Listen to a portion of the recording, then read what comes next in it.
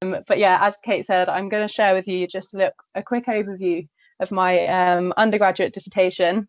So yeah, let's start. This is the title. And I will just, I've split it up into 4 sections. So I'm going to start with an introduction to Buddhism and plastic. And why I chose to focus on this topic, I know it might seem a little bit unusual to start with, but I think it's a really interesting and important topic. And so then I'm going to have a look at the case study, which I went through in my dissertation. I focused on Thailand mainly, even though I wanted to keep a broad focus on the common core ethics of Buddhist studies. I did have to focus on Thailand because I wanted to see how Buddhism, a Buddhist country, interacted with plastic at a national level. And then we'll have a look at my interview data and finally my research conclusions. And the most important thing personally for me is from this talk is I hope I'll persuade you that this is an important topic and that someone else might pick up the subject where I left off, and we can get the conversation going. So first of all, why Buddhism and plastic? Well, just in case anyone is unfamiliar with the terminology, if you're coming from a Buddhist background and not rather than an environmental background, the term plastic catastrophe was actually coined by David Attenborough last year. It's not widely used yet in environmental literature, but I wanted to adopt a memorable and accurate term which reflects the severity of the situation, but also can be used in an academic sense. I'm just checking you can still hear me. I hope you can. I can hear you very clear. Okay, great. Thanks, Kate. And then, another piece of preamble. If you're not coming from an environmental background, you might use the terms plastic catastrophe and environmental crisis interchangeably. In fact, actually, environmental crisis is the umbrella term for many different environmental issues. So that could be ozone depletion, climate change, habitat loss. The list, unfortunately, goes on and on, but plastic catastrophe refers purely to plastic pollution.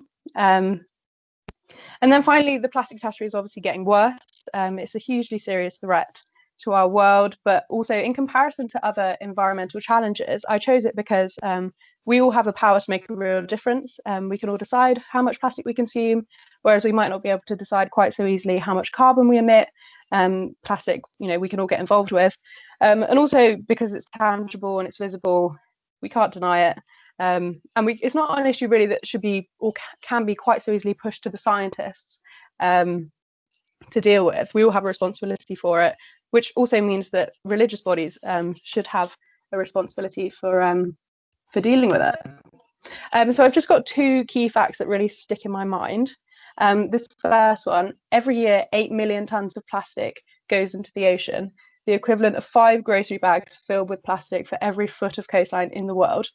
Now, every time I read this, I've got to admit, it just astounds me. I just imagine every beach I've ever been to and there being 5 plastic bags for every foot of coastline in the world going into the ocean every year, and I honestly just can't get over this fact. And one more little bit of preamble actually is there is a common misconception that plastic is bad because of its climatological impact, so its carbon emissions. It's not great for carbon emissions, but actually it is a surprisingly efficient material. So its carbon impacts aren't actually the worst thing about it. There was a German study last year actually which found that Germans thought that the best way to reduce their carbon emissions was going to be to reduce their plastic usage. In fact, this is actually completely not true. The best way to reduce your carbon emissions, as I'm sure you all know, is to reduce your red meat consumption or your flights taken, stuff like that. Plastic is actually way down the list. And the bad thing about plastic is its polluting effects. So once it gets into the natural environment. The second fact I've got is it's estimated that over 1 million people and 100 million animals die every year as a direct result of plastic pollution. And now for a religion which is concerned with suffering and has suffering at the heart of its cosmology, this is of pretty stark relevance, I think. So yeah, that's why we should be talking about it. And I've got quite an emotive title here, I hope you don't mind. Why is it Buddhism's problem, the plastic catastrophe?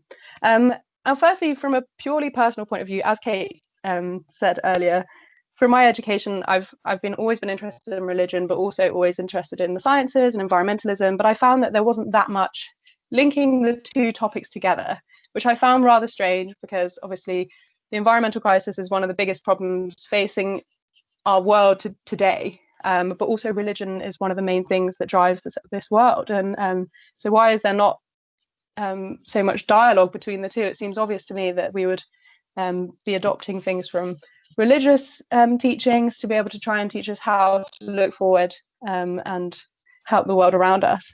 And this is reflected by Tseng and Richardson's scholarly calls for a religious approach or a transdisciplinary approach to solving environmental problems.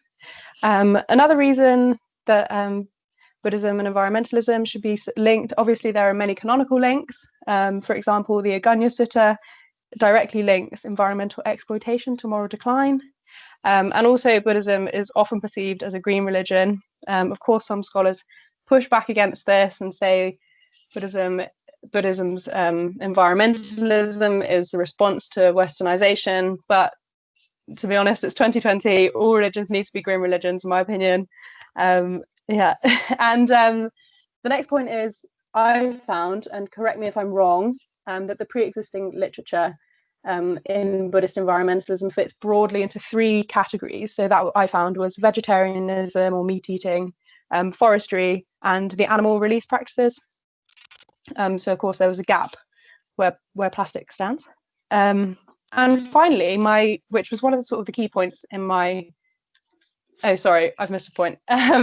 Buddhism's a world religion. So 7% of the world identifies Buddhist. So obviously they have a huge institutional power there to be able to influence people's behavior when it comes to consuming plastic. And also it's an ethical system which is accessible to all of us, the teachings of the Buddha. You don't necessarily have to be a Buddhist to adopt the teachings of the Buddha. And that's one of the reasons I try to stick to the common core ethics of the Buddhist teaching. So to maintain the breadth of the teachings. And then finally, I come to my one of the main points I made in my dissertation, that Buddhism, I argue, is orthopraxic rather than orthodox, meaning it's not a religion of the book, even though of course it has an extensive canon. Meaning really that Buddhism is more focused on intentions and actions, karma, than it is with faith. This means that it has an exceptional theological opportunity to be able to adapt to the issues of today and be able to back its own position up using reinterpretation of the Buddha Dharma. The Buddha himself said, be a lamp unto yourself. So reinterpret his teachings in accordance with what the problems of the day are. And now another reason that Buddhism should be concerned with the plastic catastrophe is this correlation. Now, I know this doesn't say a huge amount on its own, but just visually it shows the correlation between, on the left, each country's population who identify as Buddhist, and right, the share of each country's mismanaged waste, which means waste which is at risk of leaking into the natural environment. And at the bottom there, it says 4 of the top 6 highest plastic polluting countries are in Asia and have strong connections with Buddhism: Thailand, China, Sri Lanka, and Vietnam. So again, it might not say much on its own, but I think personally that correlation surely is enough to warrant inquiry into maybe is there a connection between Buddhism and plastic. So that leads me on to section 2, consumerism and plastic in Thailand. Now here I use the term consumerism, which refers to the preoccupation of a society with the acquisition of consumer goods. That's as opposed to consumption, which is just consuming goods, services, whatever.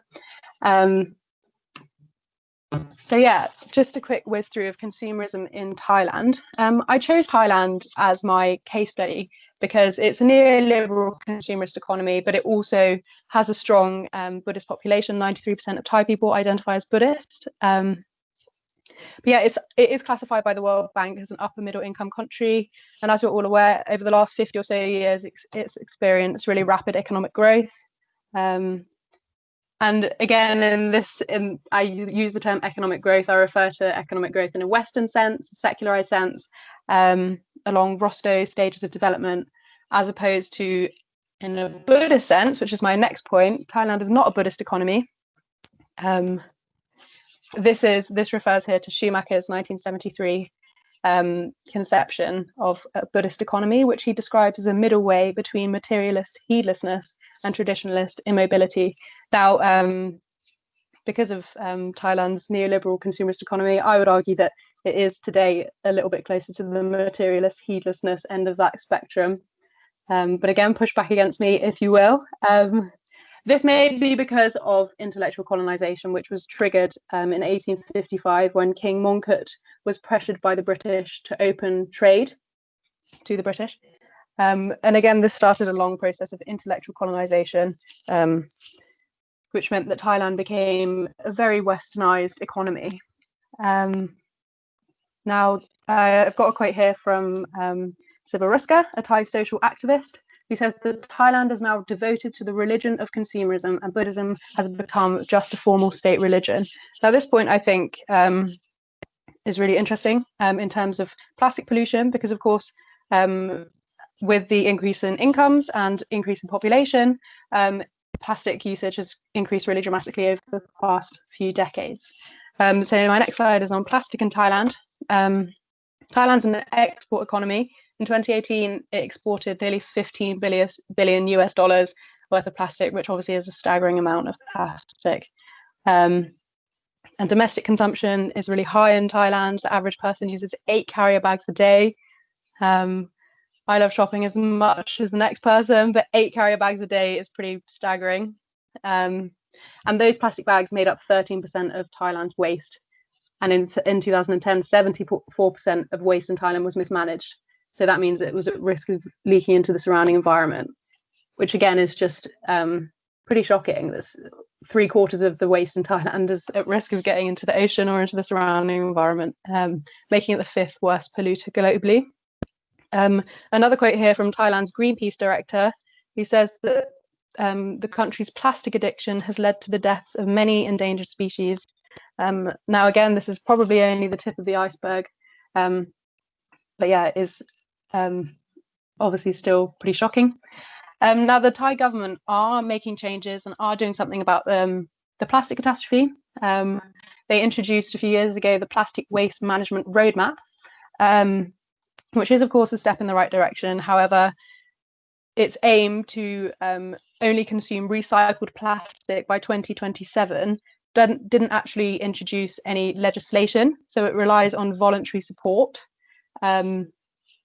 which obviously isn't ideal because it relies on the good of people voluntarily adopting the scheme rather than anything legally binding. And my final point on plastic in Thailand is a point which I came back to throughout my dissertation, and my theory really that almsgiving could be a catalyst for over-consuming plastic because of the convenience it provides. Now, in 2016, there were nearly 300,000 monks in Thailand. Of course, all of the monks need to be fed. But in today's society, the easiest way to go and give dana to the monks is often to buy prepackaged food from shops and then throw that plastic waste straight in the bin. So perhaps I argue perhaps that more plastic waste is being used as a result of almsgiving than were the monks to provide food for themselves or cooking at home. They probably wouldn't be consuming quite so much plastic. But that is a point I come back to later. Now, this picture I find adorable. Thailand is waking up to the plastic catastrophe. This is Mariam the dugong. She became famous last year in Thailand because she got stranded in a bay in April, and she had these adorable photos taken where she was nuzzling a researcher. However, by August, she had died from a blood infection as a result of ingesting plastic, which of course is really sad because these are endangered animals. But it did bring a wave of attention to the plastic catastrophe in Thailand. So she didn't die in vain. And I've just got 2 examples of Thai people who are leading the way for the plastic catastrophe in Thailand. This is Dharma Lankaro, or the plastic monk as he's known in Thailand, who has started producing monks' robes from recycled plastic.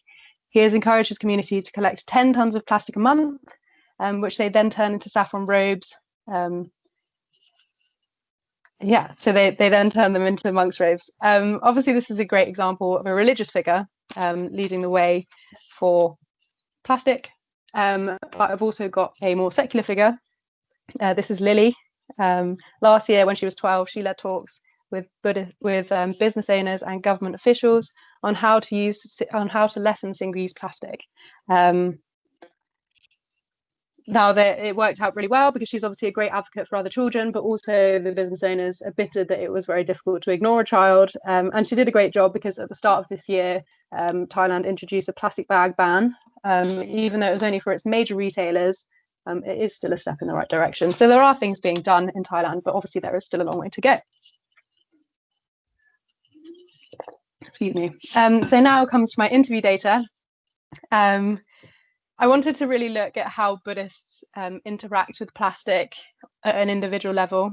At the start of this year, when we were allowed to see people face to face, I conducted 4 interviews, 2 of whom were with Thai monks, one practicing in a rural temple in Thailand and the other in a temple in London, and then one lay Western converted Buddhist and another lay Thai Buddhist, quite young. My interviews were semi-structured. I asked 11 questions, which I won't go through, but if you're interested, please email me and I can let you know what the questions were. My answers fit broadly into 4 key themes, so we'll just run through those now. So the first theme which came through was the different levels of understanding which my 4 interviewees had about the plastic catastrophe. My first interviewee, the Western Buddhist, she had a large background in environmentalism and was very aware of the plastic catastrophe. She said that the plastic catastrophe had been a thorn in her side. She simply could not understand why we can't ban single-use plastics. She was adamantly against single-use plastic. The Thai monk practicing in London claimed that he was keen to save the world. They even have a sign with a novice monk cartoon which says, "Before you drop your litter, you need to think carefully." Most Western people follow the sign, but from my observations, Thai Buddhists don't even look at the sign. They just put their plastic bottles in the general waste. Now, this is the first sort of really interesting point that came through quite strongly, that they're beginning to separate their environmentalism and their attitudes to plastic along cultural lines or ethnical lines rather than faith-based lines. So rather than their religion, they're separating it depending on what country they're coming from. Again, this was echoed by the Thai monk practicing in Thailand. He said that Thai Buddhists don't think that the plastic, they'll use it and then it'll go to the river, then the ocean, then it'll harm any beings. They don't think that hard. You'll find the main factor is education, so that the Thai people aren't educated about the plastic's effect, so it won't. So they don't have that understanding. And again, the young Thai Buddhist said, "No, I don't think I link that to my religion. I've never heard of that concept before, Buddhism and plastic." So she's never linked her environmentalism to her faith, unlike the first Western Buddhist who claimed that one of her reasons for converting to Buddhism was because of the perceived greenness of the Buddha Dharma.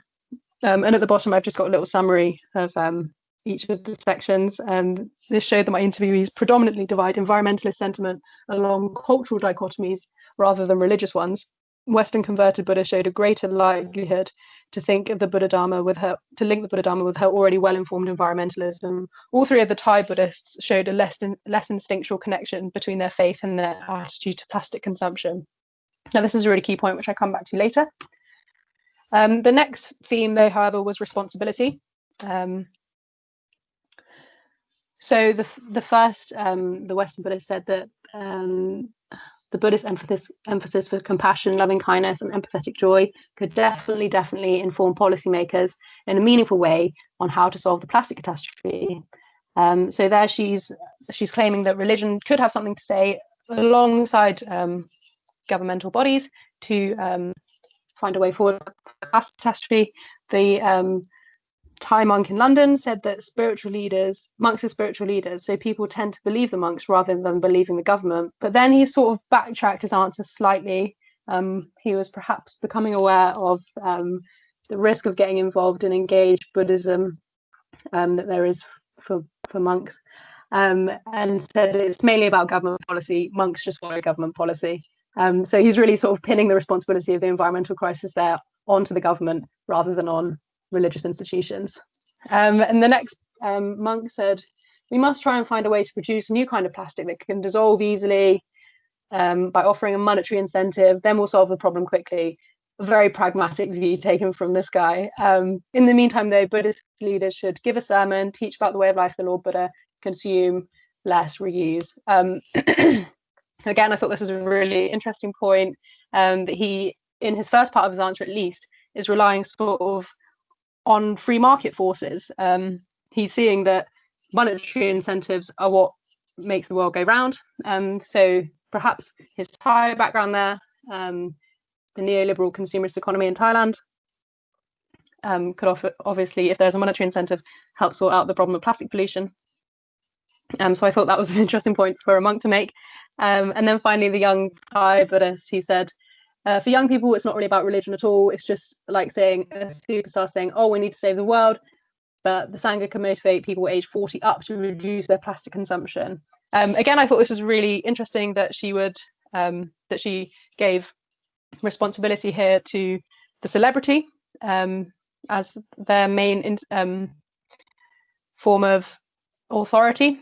But also I thought that even if the quote 40 ups could be persuaded by the Sangha to reduce their plastic consumption in Thailand, that is really great, because I did work it out, and the 40 ups in Thailand count for over 32 million people. So if the Sangha was able to persuade them to reduce their plastic consumption, that's still a massive difference that they've made. And again, my little summary, similarly, the Western Buddhists seem more inclined to place environmental responsibility on Buddhist institutions and teaching. The other three informants thought that although alternative forms of authority should take responsibility, so the first thought, the London Thai monk thought that governmental bodies could take responsibility, and then maybe free market forces, and then the celebrity. So it's interesting where these different people pin the responsibility for the environmental crisis. The third theme was intent. And I've already mentioned the importance of in Buddhism of it being orthopraxic rather than orthodox. To get these responses, one of the questions I asked was, do you think being involved in the trade of single-use plastic is right livelihood? And it did become like a really interesting debate that we had. So the first Western Buddhist thought at first that it was really important not to be involved in the trade of single-use plastic, but then sort of backtracked slightly on that absolutist view, and said you'd have to see if they were supporting their family or themselves, and admitted that it's a really hard decision to make. Again, the London Thai monk said that from the point of view of Buddhist teaching, selling plastic bottle isn't wrong, but also that from profiting from its trade could be regarded as wrong livelihood. It's not clear. But he made the point here that, of course, wrong livelihood is a set list of 5 livelihoods, so trade in weapons, trade in humans, etc. And trade in plastic, of course, isn't on the list because plastic didn't exist in the time of the Buddha. So technically, from a Buddhist point of view, it's not wrong to trade in plastic. So there is a really interesting observation. And then the Thai monk practicing in Thailand said that single-use plastic, for example, plastic wrap on apples, the guys in the shop are not bad. We can't blame them. It's very hard to say about that. Instead, we should focus on a middle way for consumption. Now, that's a really good point. Can we say that it's the people selling the plastic's fault? It's a bit unfair. It's really difficult. Of course, it is muddy water. And then finally, the young Thai Buddhist brought up, I think, probably my favorite answer to any of my questions. Really interesting debate. She said, if you're going to sell knives, people are going to use them for cutting food, and then that's okay. But if they use them for killing people, it's not okay. I think selling plastic, it's not like selling drugs or anything that's going to be wrong livelihood. It just depends on how people are going to use it afterwards. They're probably going to end up in the sea, but some people might not throw it in the sea as well, which is such a good point. It's all about intent, of course, here, and it backs up my point about Buddhism being orthopraxic, that the intent behind their actions are, in fact, the most important thing rather than the end result. And this sort of this idea led me to think that it could allow the Buddha Dharma, this freedom of reinterpretation of the Buddha Dharma could allow Buddhists to grant too much amnesty to plastics overconsumption, that the Buddha Dharma's openness to reinterpretation means it could mold to justify a range of opinions, which are exacerbated by cultural factors. So it's almost as if, as we discussed previously, the cultural factor is the most important thing in people's initial usage of plastic, but then the reinterpretation of the Buddha Dharma to suit that view almost entrenches it further. And my final theme was attachment. So the Western Buddha said that she admitted she was attached to plastic because of our economic system. She said the plastic is so cheap, she hasn't got a choice whether or not to consume it. And she said consumption is an addiction. So again, there she's attached through necessity to plastic. And of course, as we're all aware, attachment in Buddhism is one of the key ethical points to not be attached. But however, she hasn't got a choice there to be attached to plastic. Again, the monk exhibited a different type of attachment. Monks have been trained to be nice. When you rely on support from other people, monks don't say don't use plastic. People simply want to have the convenience. So here he's saying that because monks rely on dana offerings, it would be a form of attachment for them to deny the the food they've been offered, in a similar way to the argument between Eastern Buddhists who are vegetarian and Theravada Buddhists, Buddhist monks, who eat meat. They argue between themselves that it's attachment to be vegetarian, and the Eastern Buddhists would argue that not being vegetarian is causing deprivation of life. I think it's a really similar point here. Is it, it's a really difficult point, but is it attachment to deny a person offering alms food when it's covered in plastic? A really interesting point. And then finally, the young Thai Buddhist said, we want to offer the best possible thing, so that's why I buy a bottle of water. And she was talking here in reference to a temple in London. So it's interesting that she would still offer a bottle of water even when drinking water is safe in the UK. Actually, there are studies that show tap water in the UK is actually better for you because it contains less microfibers, microplastics than bottled water does. So that's maybe a misconception there. And she says we can't just bring our lunch boxes all the time. We, the middle class, like whatever's easy, whatever's convenient. And this sort of shows that the giver here is attached to the convenience. She's not necessarily attached to plastic, but she's attached to the convenience which plastic prescribes. And also that there's a spiritual incentive for her to give water in a plastic bottle because it's perceived as being better, and she wants to go karma. So yeah, it's another form of attachment. Shows that we're not necessarily attached to plastic per se, but we're attached to the convenience of plastic.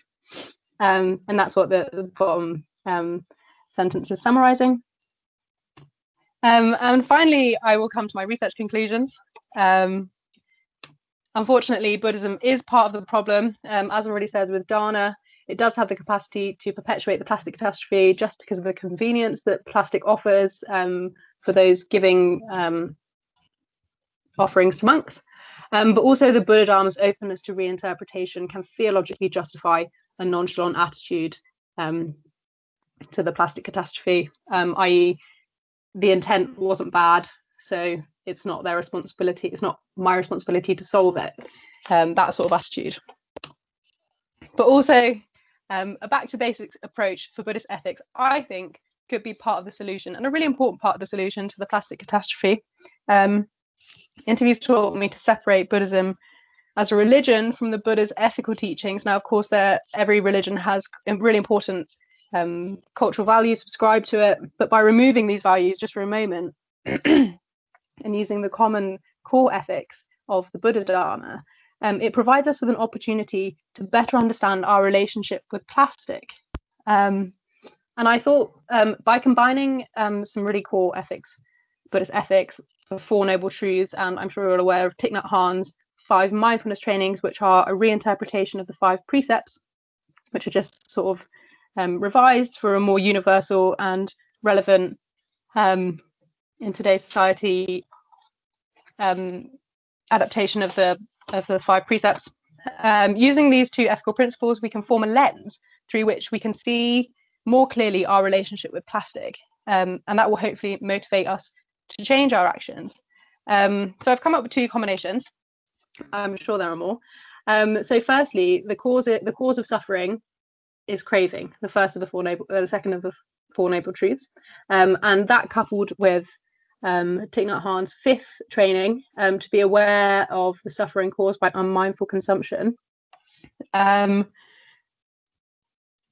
This teaches us that the convenience that plastic offers is actually, and the plastic catastrophe itself is a symptom of society's addiction to the convenience of consumerism.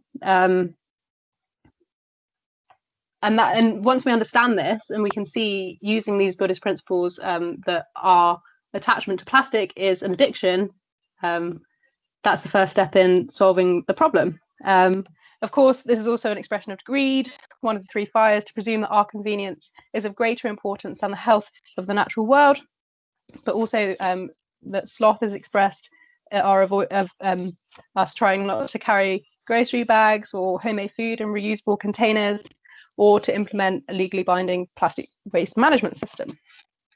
And the second lens, if you will, it teaches us that our usage of plastic is delusional. When we understand interbeing or interdependence, we will understand the suffering that we are causing to ourselves and to other beings. In the Samyutta Nitaka, sorry about my pronunciation, the realization of dukkha is likened to a man realizing his hair is on fire. Extinguishing it becomes the top priority. And similarly, becoming aware that our consumption is causing suffering and is delusional, it should motivate us to have a sensible middle way and at least change the tide on the plastic catastrophe. So I've just really quickly got a little summary of my dissertation in this little balance. So is Buddhism perpetuating the plastic catastrophe, or is it part of the solution? Well, first of all, dana can be seen as perpetuating the plastic catastrophe because, as I've said, it's increasing that reliance we have on single-use plastic, but also that the Buddha Dharma's openness to reinterpretation could be seen as perpetuating the plastic catastrophe because it justifies a nonchalant attitude to plastic. But also, it could be an answer in solving the plastic catastrophe because there is a great institutional power that Buddhism has. 7% of the world identify as Buddhist. But also these 2 lenses through which we can view our relationship with plastic and therefore better understand it does offer great scope for change, and is great because it can be universally adopted rather than just based on one faith group. And I've included bibliography. That is all. I'm really sorry I've overrun slightly. This is just the bibliography from this presentation, but if anyone's interested, I have put my email here. So I can send you through my whole dissertation. And I've got some questions for you, just in case there aren't any questions for me. Are there any relevant publications you thought of while you were listening to this? And also, I'm hoping to publish my undergrad dissertation in the coming months. So if you've got any suggestions or wisdom for me, I would be really grateful.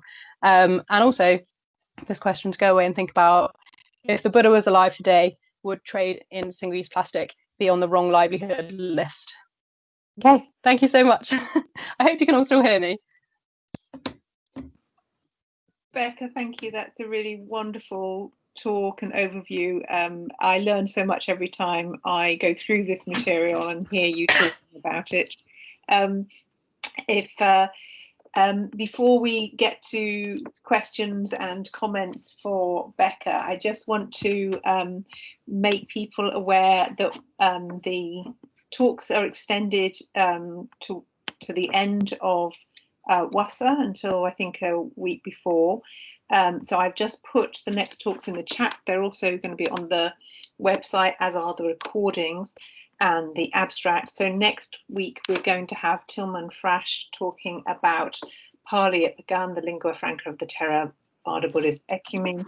So we've got 5 talks remaining. 3 of them are on Burma. So it's going to be Tilman Frasch, then Venerable Dr. Devinder Abhipala, Richard Gombrich, Chotima Chaturarong, and Mark Allen. So I hope you'll be able to join us for those. And I'm sending through that list now. So back to the conversation about plastic. So I just want to emphasize what Becca said about providing information. So if you know of resources she should have used, we came across recently a Burmese monk who has started doing plastic recycling. I think P sent that over to us. There was a film we had tried to get hold of and couldn't, which was about the walking through the Himalayas to gather plastic, and we would really like to get hold of that film.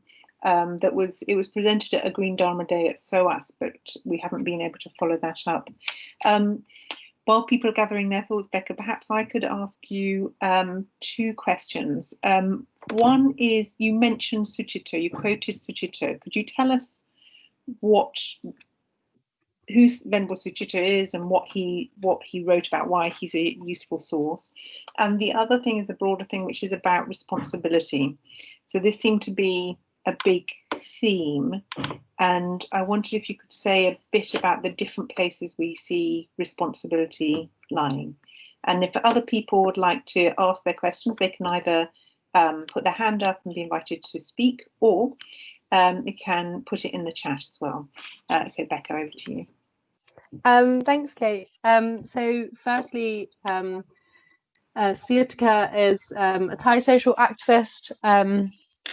To be honest, I don't know a huge amount about it, but yeah, he claimed that Thailand's now addicted to the religion of consumerism rather than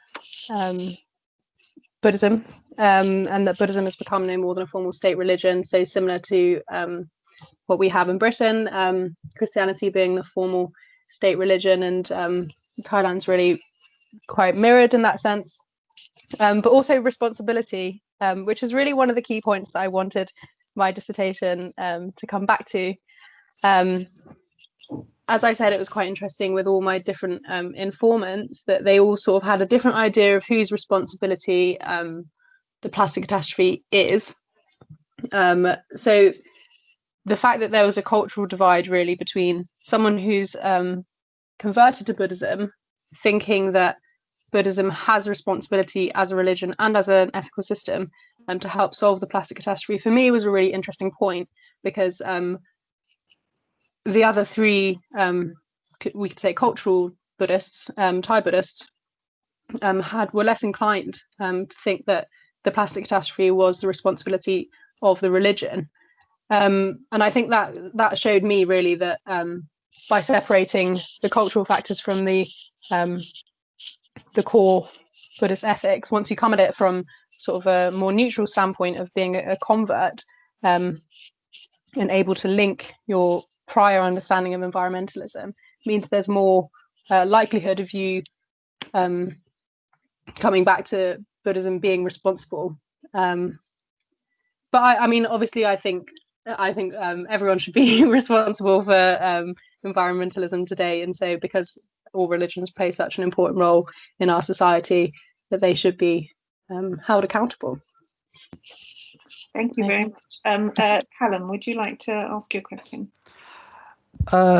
Sure thing. So I had a bit of a question around the orthopraxis section. So I know that on your final, your kind of balance, you put orthopraxis as a kind of the negative side because it allows for that interpretation.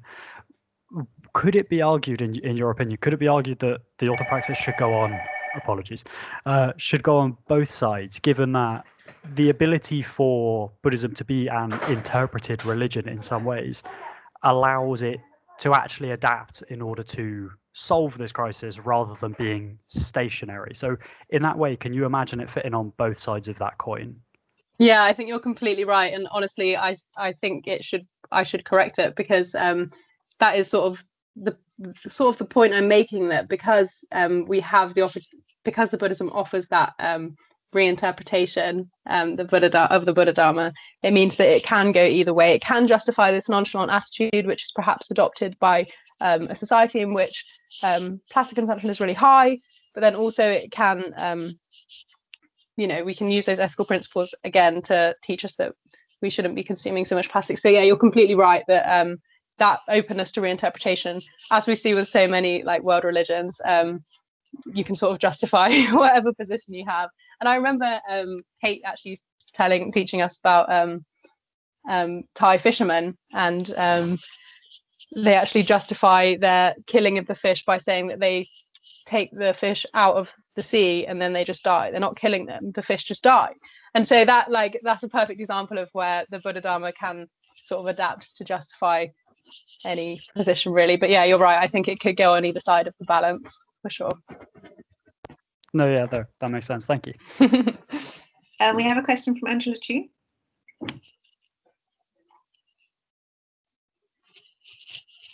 Hi, Rebecca. Thanks so much for your fascinating talk. I just want to come back to this issue that you raised about the Thai interlocutors not seeing the religion as being responsible for the problem of plastic catastrophe. You mentioned there was one, I think the young Thai Buddhist interviewee said that, well, maybe if the Sangha said something about this, that might appeal to people over aged 40.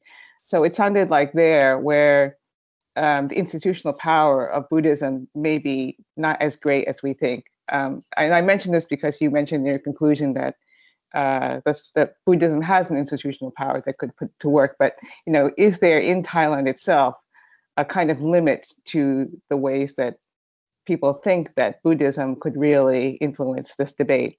And secondly, maybe related to this question, can you talk about what are the arguments that campaigners in Thailand like Lily have made to get people to stop using plastic? Thanks. Thank you. First, I think, that really interesting point about the Sangha being able to motivate people aged 40 up, I kept coming back to because it did seem as though that the Sangha, especially the monks, I think, thought that they were both pretty confident that if they told their followers to reduce their plastic usage, they would. So I think there is an institutional power there. Also, it just shows the secularization really of Thailand, that the young Buddhist informant thought that the younger people wouldn't really listen, and they would listen more to a celebrity than they would to the Sangha. But I do think there is an institutional power there, and especially the monks did seem quite confident that there was. But that would be a really interesting thing to test out. And this is such a new area that this is the kind of thing that I would love to be tested. And again, with the second point you made about activists in Thailand, well, Lily, she's obviously been compared to Greta Thunberg. She was skipping school to go and clear plastic waste, but just doing lots of interviews, I think, in the Thai press. She was actually American Thai, so she lived in America for a lot of her life and then came back to Thailand. Again, there's that cultural separation there of someone coming back to Thailand and thinking that the plastic catastrophe is really bad. But yeah, I think she did just quite a lot of interviews. But then the plastic monk, he is, I think, getting more of a following now on social media, and I've seen quite a lot more articles coming out about him. So I think it's just really about spreading awareness and getting the press involved. And that was why Mariam the Dugong, that story, did raise a lot of awareness. And actually my young interviewee, who had never really connected Buddhism and plastic before, when I asked her about plastic pollution in Thailand, she said, oh yeah, that manatee thing that died or something like that. So it shows that the awareness is coming, which is a really good thing. Thank you. I hope that answered your question. Thank you. Actually, I wanted to ask, do you know what kind of argument? Is Lily more focused on distributing the facts about the problems of plastic, and has she not been making ethical arguments to people about their personal responsibility and things like that? No, I think Lily was a much more secular activist in that sense, that she was presenting the facts to big businesses. like in terms of marine biology, rather than linking it to Buddhism. So I thought it was important to include it, just because we're talking about Thai, the plastic catastrophe in Thailand. But it was a very secularized argument, I think, from her point of view, anyway. Right. All right. Thank you. Some of us attended a lecture by Venerable Dhamalankaro.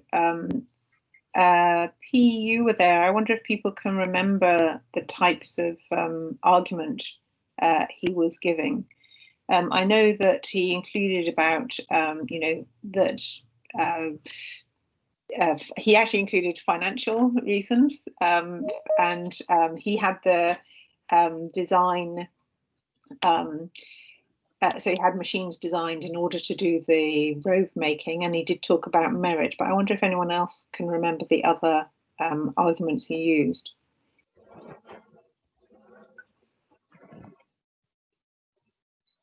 You mean to reduce plastic, the use of? Yeah, to reduce it, and also he got everybody in the temple we were at clearing up the rubbish, and they'd put special bins up which don't normally exist in order to gather the plastic. Mm. Well, in what I remember from his lecture is that he relates to the idea of merit and also kind of ethical dimension as well. So by clearing up or keeping the compound clean in the sense of, free of plastic and even the sweeping, for example, is very kind of ethical way of living, Buddhist living, and also accumulating merit in that sense. So clearly he was kind of highlighting from a Buddhist point of view how we could all do to reduce plastic consumptions, and also not only just that, but also to keep our environment clean. So in that sense, yeah. Thanks, P. I wondered if any of the venerables in the audience would like to comment on the pressure of monks to be nice, to be compliant, to not challenge, which is one of the things Becca picked up on in her interviews. I'm thinking that this is something that comes up in relation to red meat consumption as well. So we have Matthew Ricard, who promotes veganism on the basis of compassion and also the damage of red meat to the environment and deforestation. So he's sort of breaking that. Venerable Dhammasami eats a plant-based diet, but I don't hear he does it by example rather than challenging. And he has a prestigious, he's a high reputation, so it's more straightforward in a way to do that. It sets a good example, but he already has this associated. So any comments on that? That would be really great.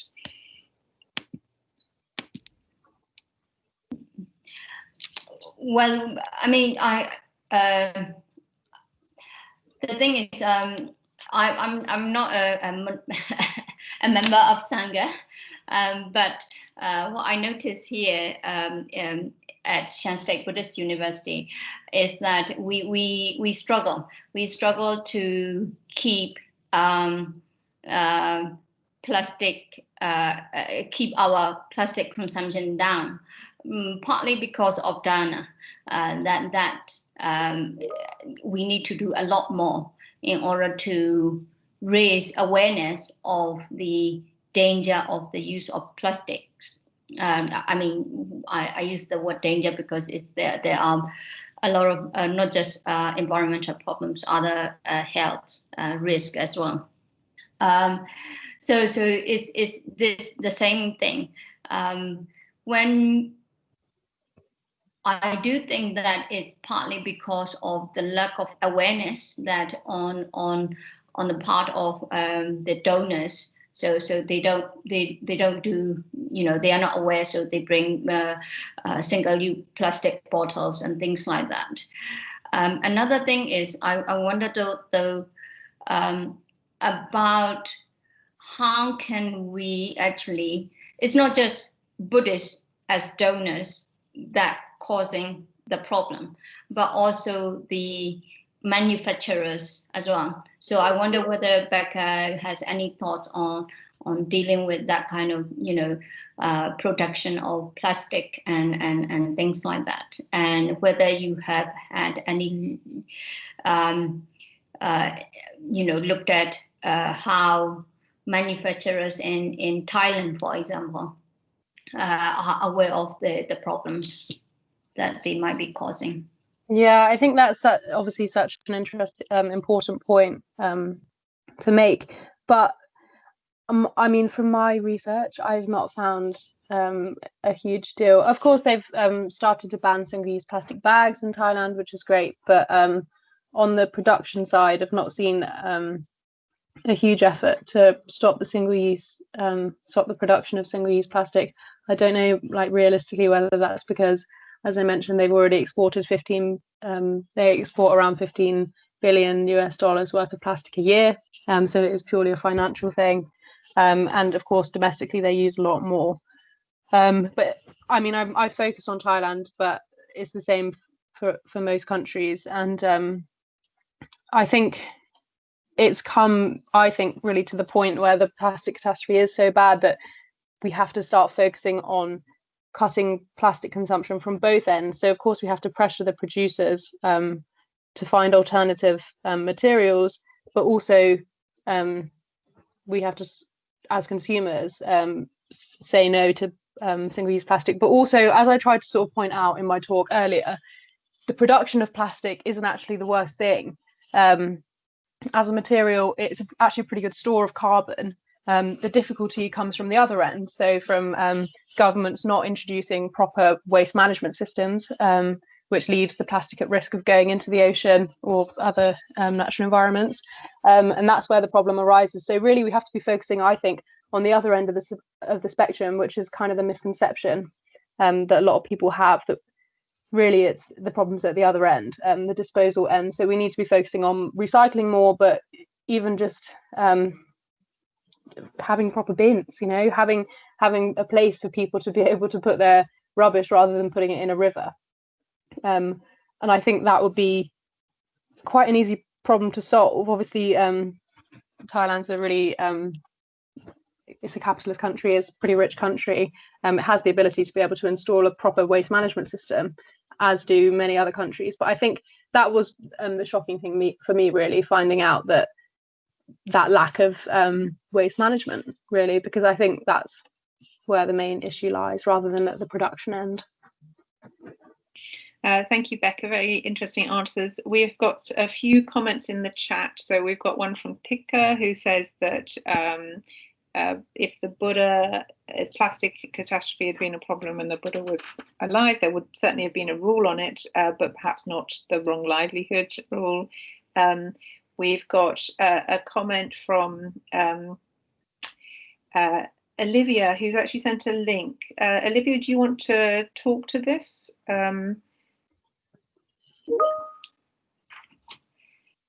Hi, can you hear me? Yes. Yeah. Oh, it's just a link to an article about a Thai temple. I think the building began in the 80s and it's made completely of glass bottles. So just something worth mentioning, I think. I've seen that, yeah. Yeah, it's really pretty, isn't it? Yeah, it's really nice. And I guess it's quite good as well because it attracts all different types of people, environmentalists, but also it'd probably be a good opportunity for people to take photos, they can pose by them. So it's a good way to raise awareness. What part of Thailand is it in? I think in the eastern part. Then we've got a couple of comment from Andrew Dade. Have you been able to take a look at textual and/or social dimensions of environmentalism across world religions? I wonder what a comparative or separate study of Christianity, Islam, Judaism, or Hinduism and plastic would look like. Are there similar or different problems? I personally haven't been able to do this. This was my undergrad dissertation, but again, I really invite other people to. This is the kind of conversation that I'm so glad it's starting, and I think, yeah, that it's so important. I wonder as well whether there are similar things to be drawn. Of course, I think this issue of orthodox versus orthoprax. I don't know whether that has a big influence on how we consume plastic, or whether it is really just a cultural thing rather than a religious thing. But no, I honestly haven't had the opportunity, but I would really love someone else to have a look if you're looking for a new study, Andrew. And also added just, or even different attitudes, approaches within these traditions as practiced within Thailand. Yeah, I think you've already seen, haven't you, how much difference there is even in Thailand. We've got another question from Dr. Mint. Is this problem relevant with the Buddhists, that they need to practice really not only knowing the Buddhist teachings? So Dr. Mint, are you saying that it's a problem of the teachings not being put into practice?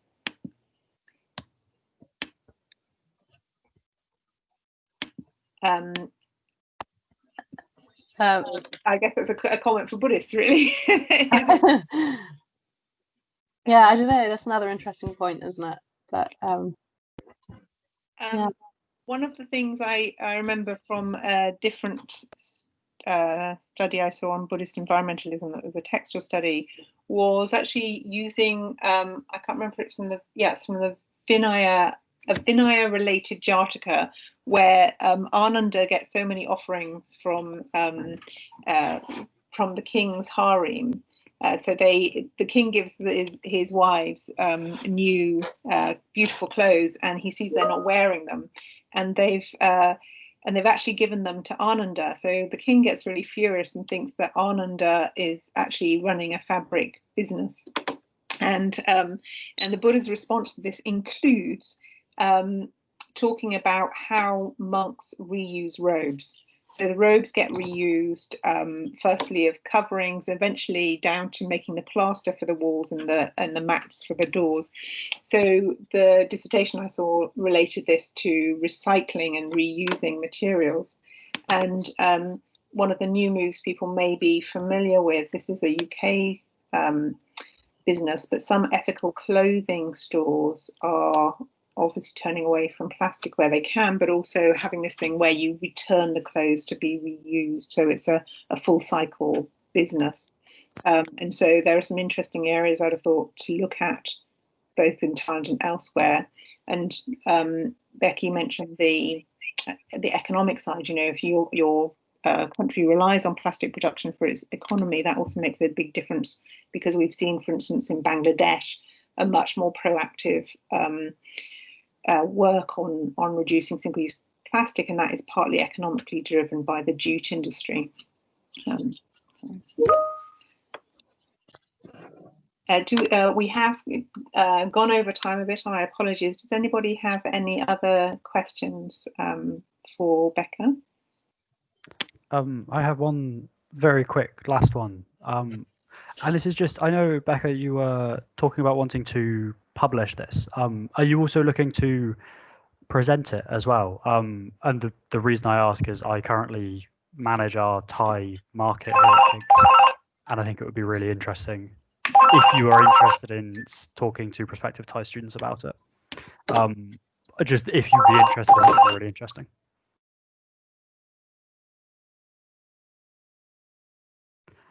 You are muted, Kate. Kate, you're muted.